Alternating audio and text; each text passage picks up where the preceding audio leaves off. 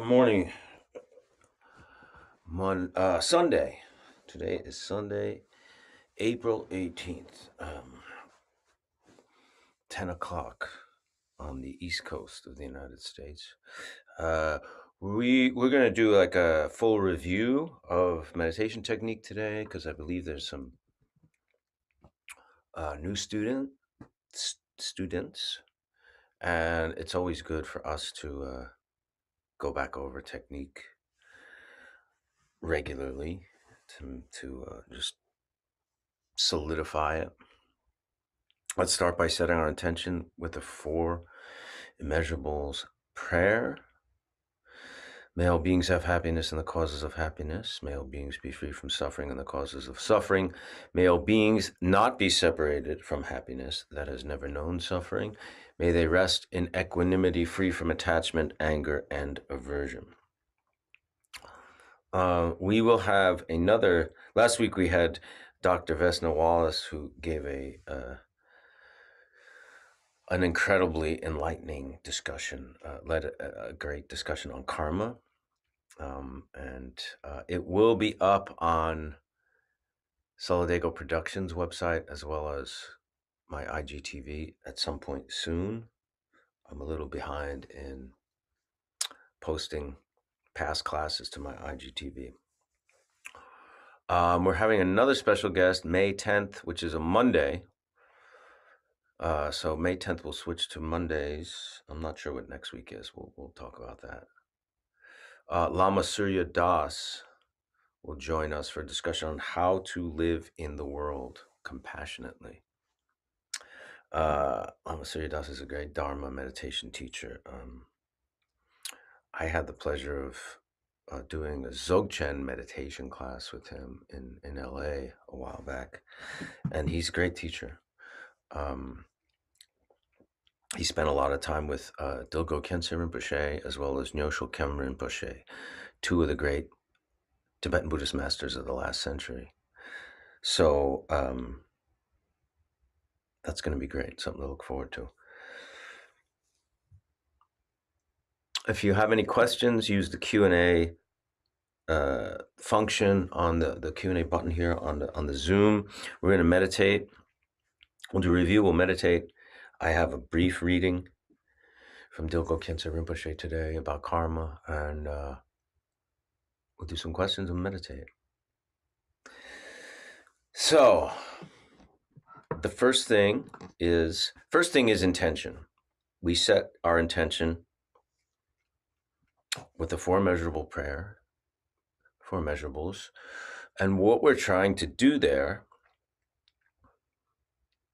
is expand our view.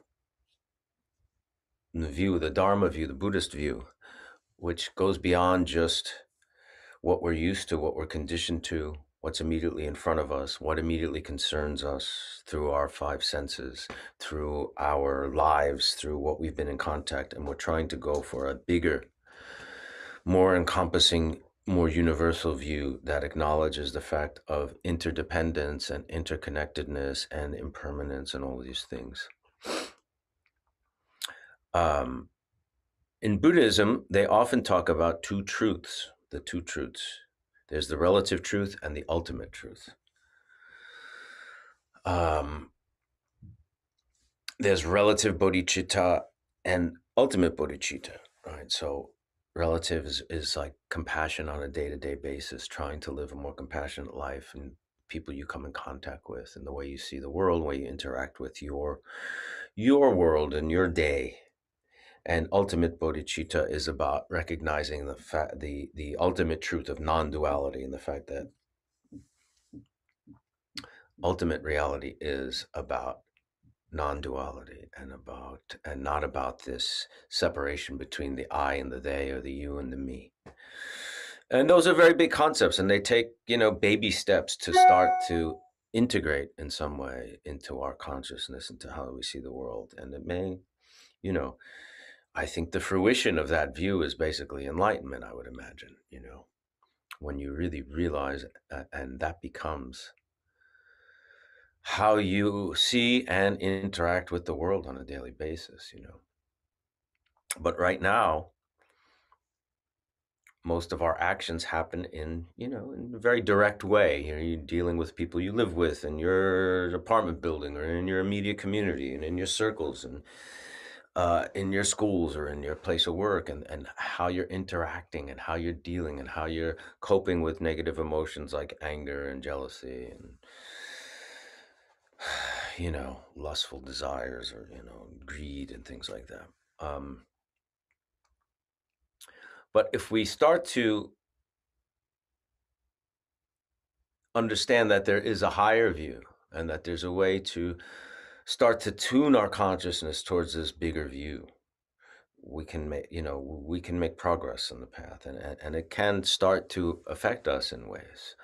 So that's why we set our intentions with a very one: may all beings have happiness, not just beings we think deserve happiness. We're not saying that. We're not saying may all morally, ethically sound beings have happiness. We're saying may all beings have happiness. That's a very, very, very, very big statement.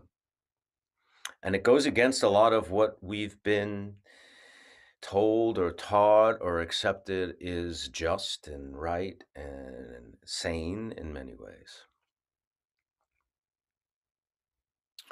But it's not about justice per se on a kind of worldly level. It's looking at that ultimate truth.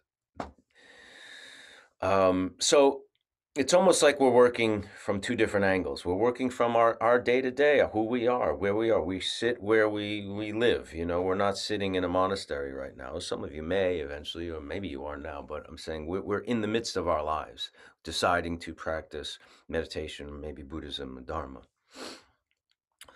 We're going to try to be kinder and more patient to the people we live with and the people we work with, or things like that. But at the same time, we're going to start to incorporate that maybe there's a higher way to see reality.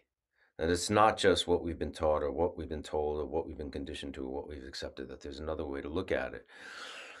That spiritually advanced or spiritually adept or people who have made progress along that path have realized. That's why we set the intention that way. Then we sit.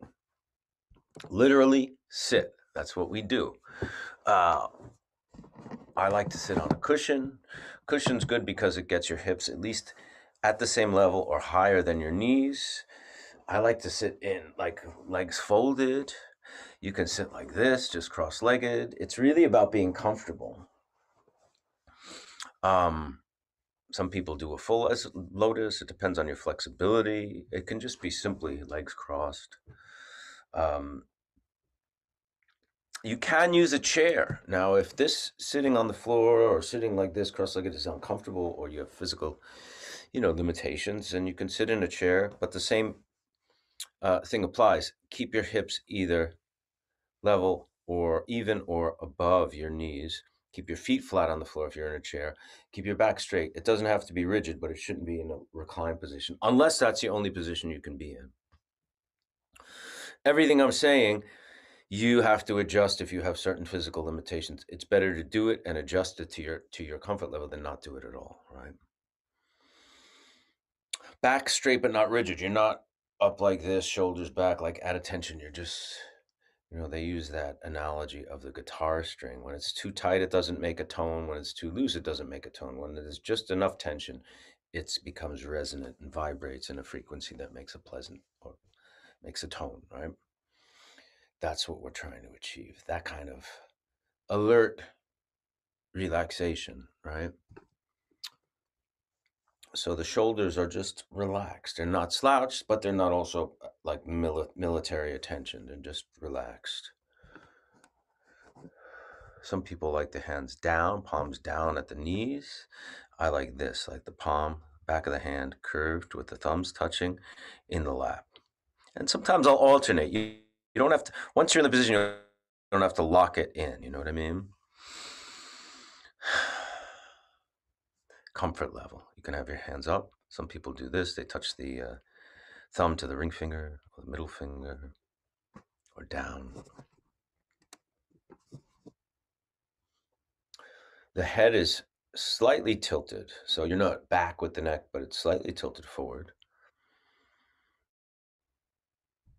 The lips are usually closed, but not tight, right? and the teeth are slightly open, and the tongue is usually pressed against where the roof of the mouth meets your top teeth. And the head is not back, and it's not too forward, but it's slightly down. Comfortable, relaxed.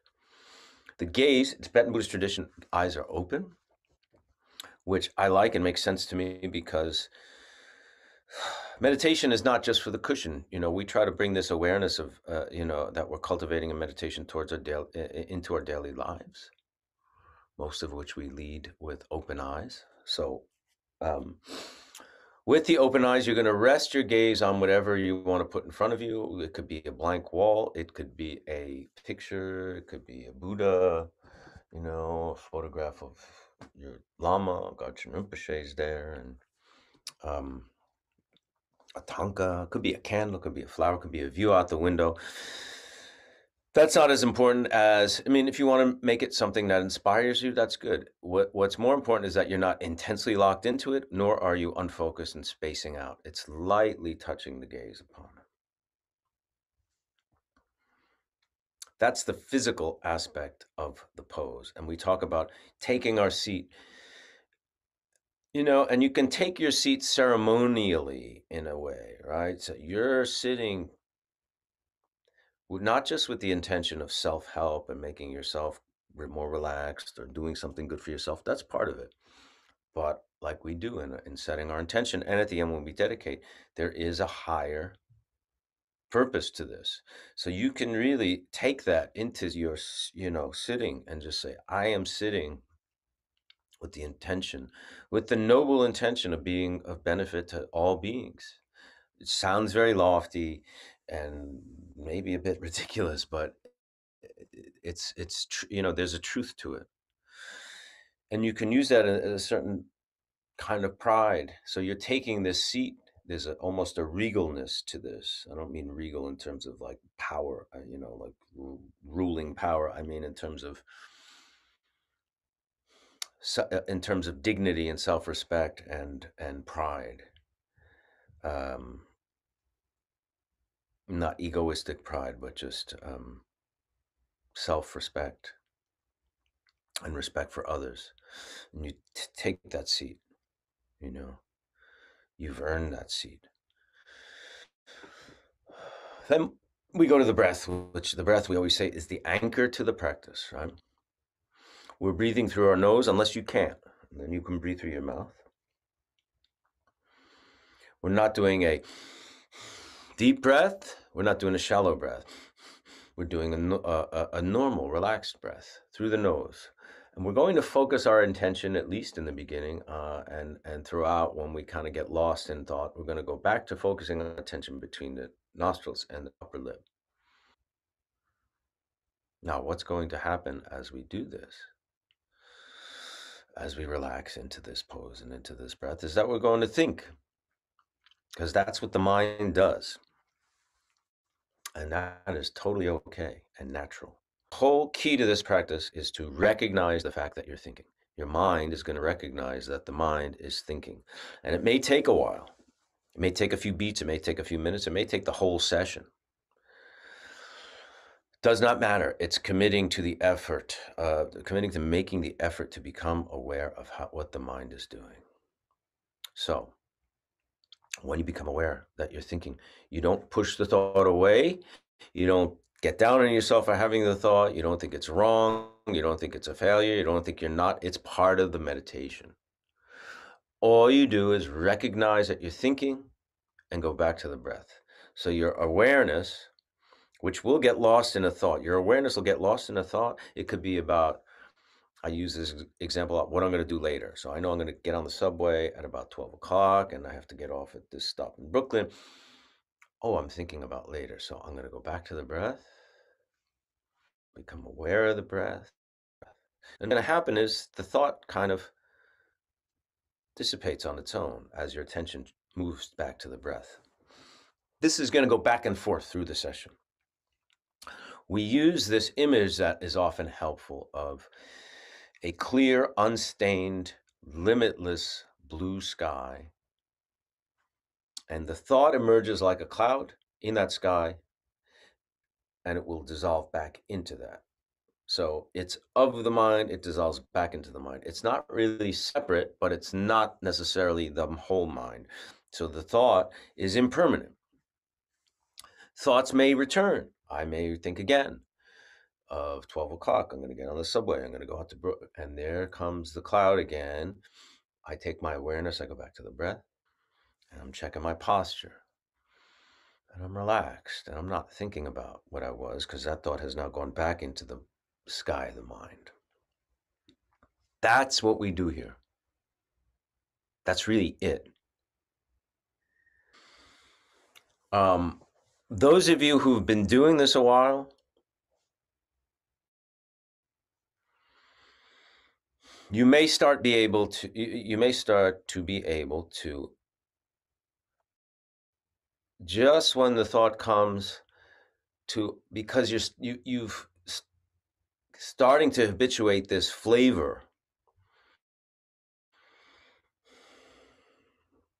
of that thought dissipating and going back to the breath, right? And just relaxing in that clarity and peace of mind.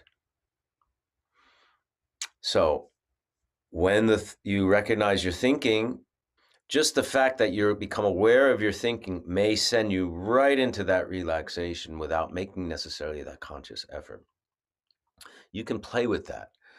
So you're aware of your thought, you just kind of settle into the nature of mind. By nature of mind, I mean the peaceful, limitless potentiality, because anything can arise within that sky, within that mind. Peaceful, calm clarity. There's no aggression in that space. Aggression can arise as a thought, but when that thought dissipates, there is no aggression. There's no emotion per se.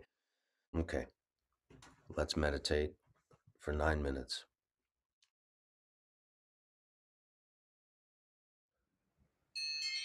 Great.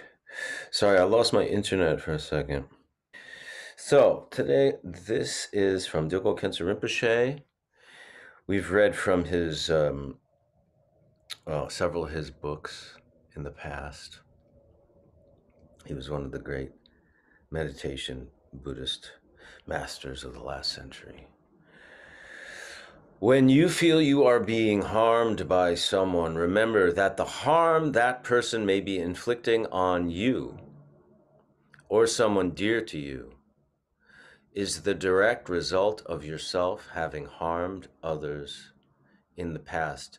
Reflect that this person is so overpowered by delusion that he or she is as if possessed and cannot resist harming you. As a result of this harm, they will have to suffer in samsara's lower realms in a future life. When you think of how terrible that will be, you will feel only sadness and pity rather than anger. That's really about karma, and that's a very difficult one for a lot of people to accept. And remember, do not confuse this with meaning, you are not allowed to defend yourself or, like correct somebody who's wronging you or defend yourself against wrong. It does not mean be some kind of victim or allow that. It's just changing your point of view on how this dynamic has come about and how it works. So you're more in tune with what we were talking about, more that ultimate truth.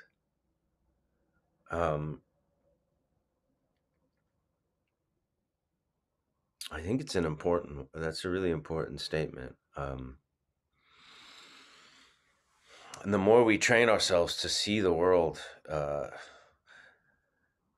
and to see karma in action, cause and effect, and how that comes into play, and how negative actions have negative results, it just starts to, we start to become infused with that, and it influences how we act and how we see the actions of others, in tune with the Dharma. I have been taught that there's really no Buddhism without karma. There's people who dispute that, but I don't. Most of the the great masters all say that is, you cannot separate that from Buddhism.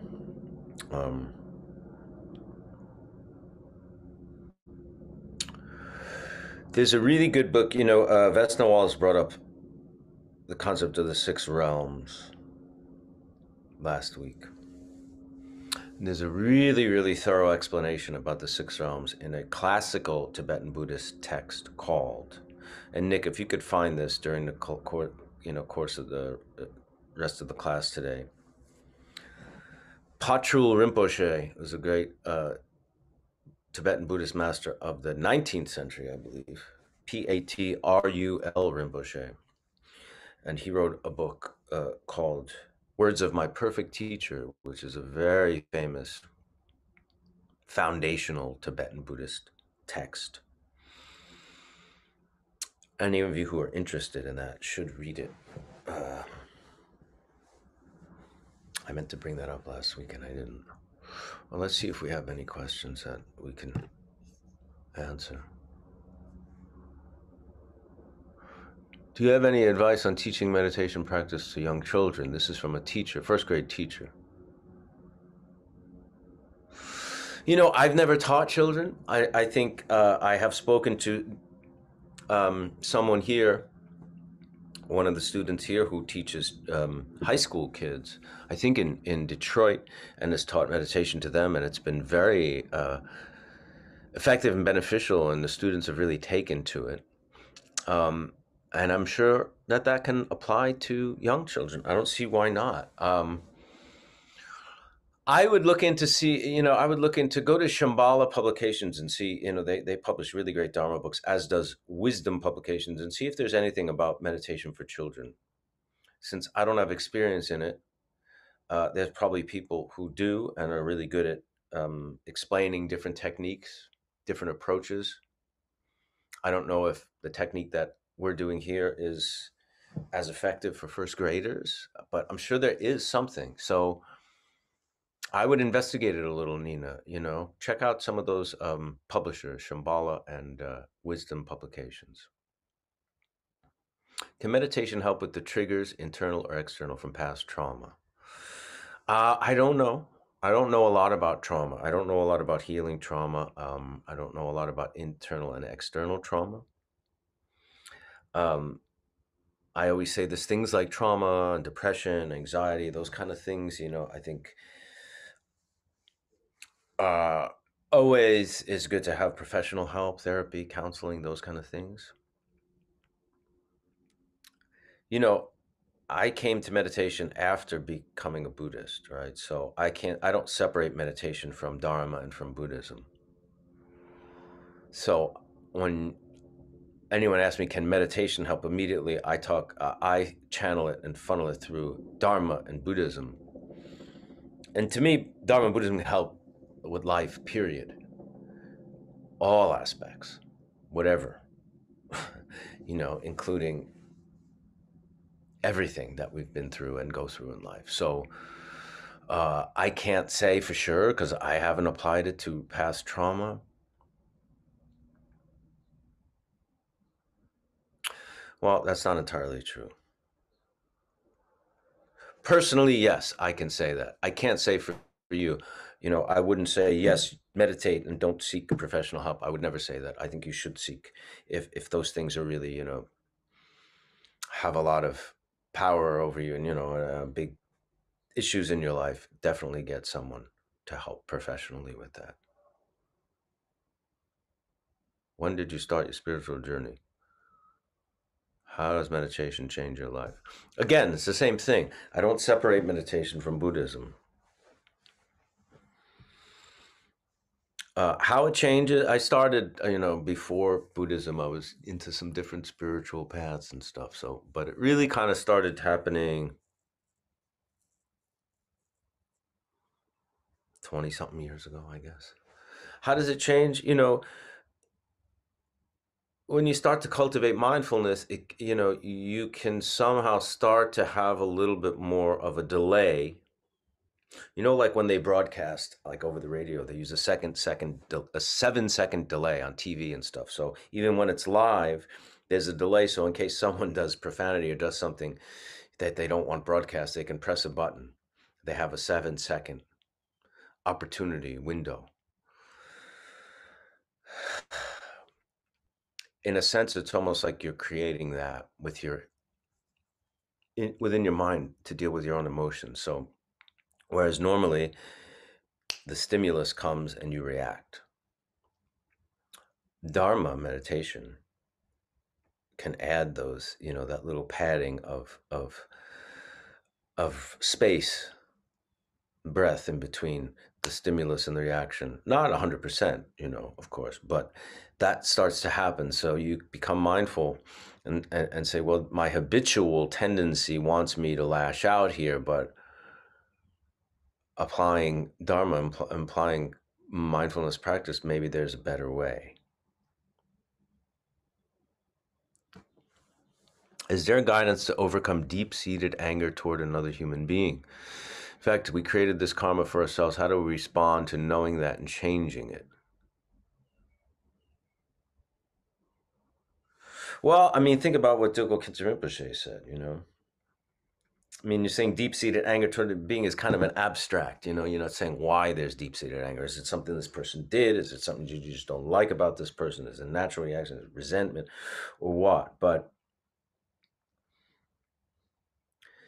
when you are being when you feel you're being harmed by someone, remember that the harm that person may be inflicting on you or someone dear to you is the direct result of yourself having harmed others in the past.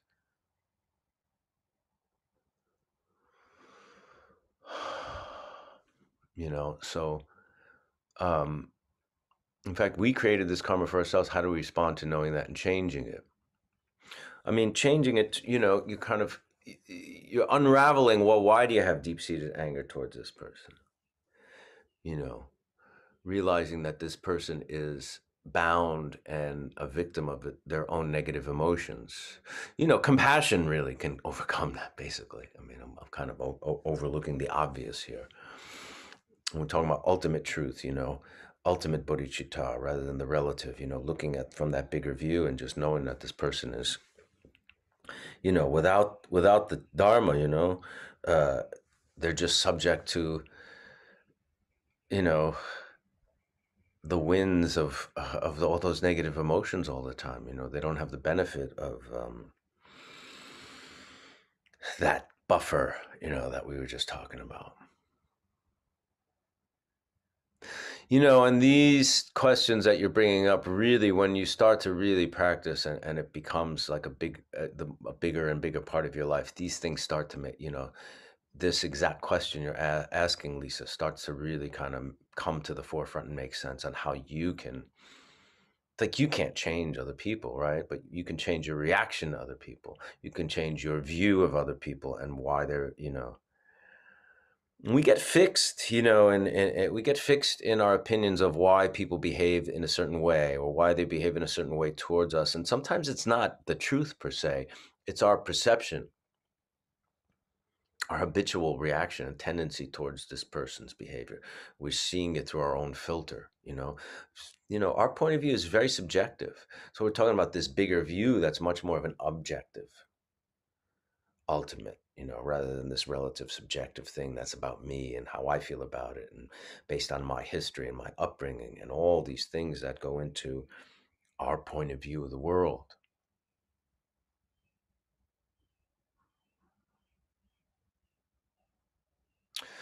When meditating, I become overly aware of my heartbeat. It makes me restless. Do you have any advice? Well, think of it. If you become aware of your heartbeat, it's a thought like any other thought. Like I was saying, I have a thought about going on the subway at 12 o'clock. It's the same thing. So when you become aware of your heartbeat, it's a thought. Use the technique. Become aware. You're aware of being aware of your heartbeat. Go back to the breath. Have you ever used a mantra? We use mantra in Tibetan Buddhism that usually is given by a teacher for specific types of practice. What do you think of using the abdomen as a focus? There are practices that use a place in the near the navel. I don't teach that. There are teachers that do. And, and in general, I encourage all of you, if you're really interested in practicing the Dharma, to find a teacher. I'm a fellow student. I'm not a teacher. I'm just giving you, kind of, my knowledge is very limited and I'm just kind of relaying what I've heard from my teacher and other great masters. But if the Dharma is something that really calls to you, I really encourage you to find a teacher. I post teachers on the internet. Do your research. You have the Google and the internet, which is a huge resource that people didn't have, 20 years ago.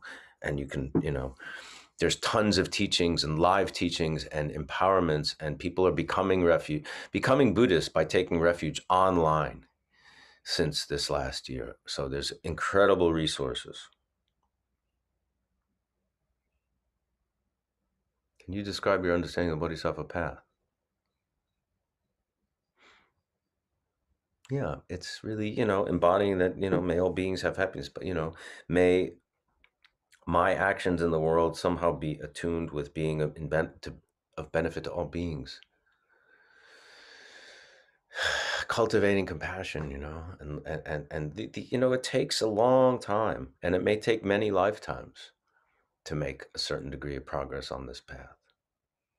But you're committing, technically, a bodhisattva commits to not achieving ultimate enlightenment, but coming back to the worldly realm time and time again until all beings reach enlightenment. Not just I get to be enlightened and go off in some pure land somewhere and, I'm going to come back and help others to achieve enlightenment. I am committing. When you take a Bodhisattva vow, that's what you're saying. You're going to come back. That's what we've taken, with Garchen Rinpoche and other these great Tibetan Buddhist masters. You take a Bodhisattva vow.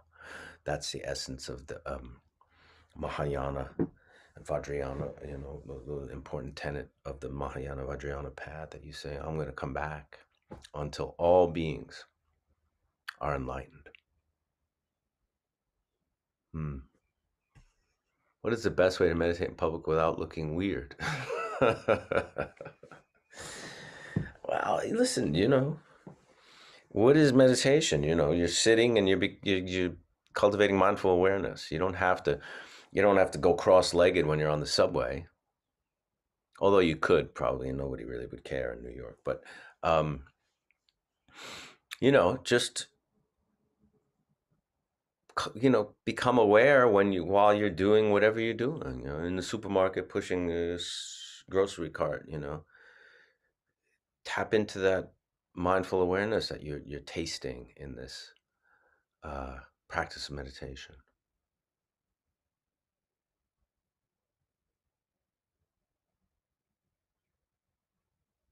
Meditation is maybe more empathetic and more mindful.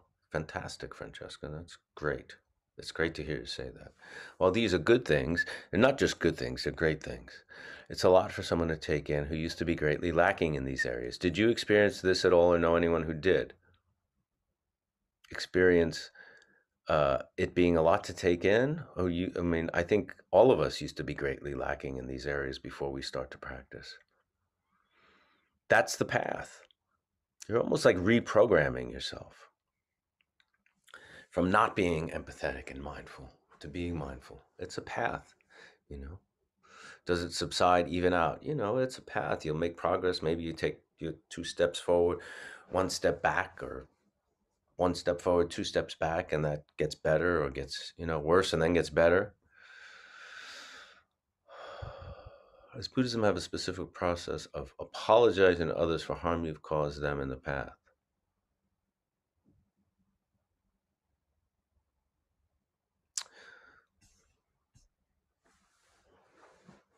I think if you feel that that's a compassionate activity, when sometimes that kind of thing can harm somebody, dredging up something that's particularly painful from the past that maybe that person hasn't dealt with in a long time and doesn't want to deal with, and it's not productive for them, but it's good for you. Then it's not, positive action, right? But if you really, like in Alcoholics Anonymous, the 12-step programs, there's, I think it's the ninth step or something where you apologize. You make a list of people that you have wronged in the past. You become willing to make amends. That's the eighth step. Then the ninth step, you actually make amends, except when to do so would hurt them or others. So you have to use your discerning awareness to decide, am I just doing this for me to relieve my guilt, or is this going to be a benefit? It's more important that it's a benefit to them than it is about relieving your own guilt and your own thing. Do you think you're a better, calmer person since beginning with Buddhism? You'd have to ask the people that know me. I don't know. I'd like to think so, but I could be completely wrong. But I can speak for people that I know that have practiced, and I've seen them become better and calmer.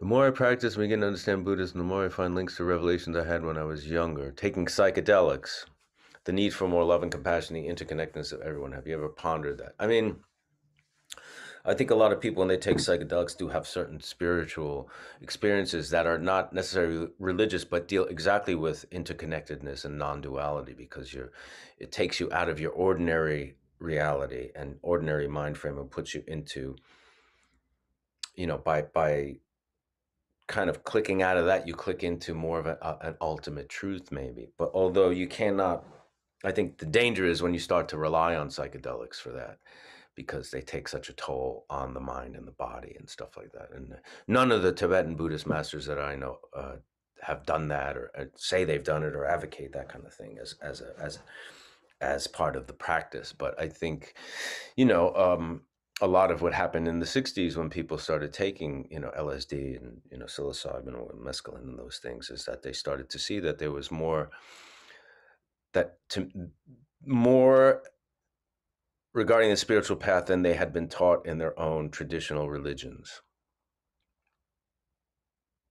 So I think there is some, I think that the revelations you had when you were younger, there was something there, but I think that,